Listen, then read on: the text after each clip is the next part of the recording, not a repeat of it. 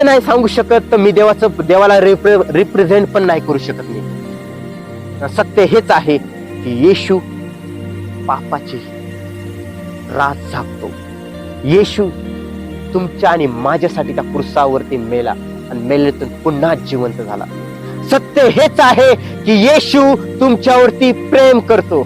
सत्य हेच आहे येशू तुम्हाला लुबाडण्यासाठी जगामध्ये नाही आला. सत्य हेच आहे की येशू तुमचं जीवन बदलण्यासाठी या जगामध्ये आला. सत्य हेच आहे की येशू तुमचा उद्धार करण्यासाठी ह्या पृथ्वीवरती आला.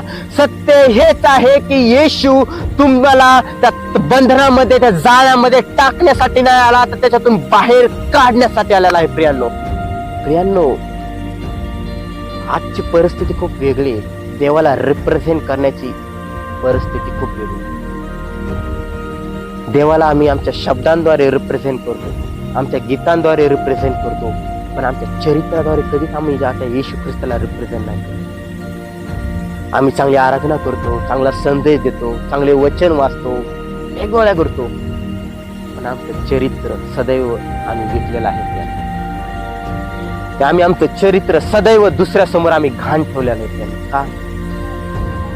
प्रत्येक जण म्हणते की होय प्रभू मला तुझं काम करायचं, होय प्रभू मला तुझी सेवा करायची, पण तुम्ही गर्भामध्ये का स्वीकारत नाही त्या येशू ख्रिस्ताला जसं त्या मरीनं स्वीकारलं? का म्हणत नाही की प्रभू मला किती जरी त्रास झाला, किती जरी वेदना झाल्या, प्रभू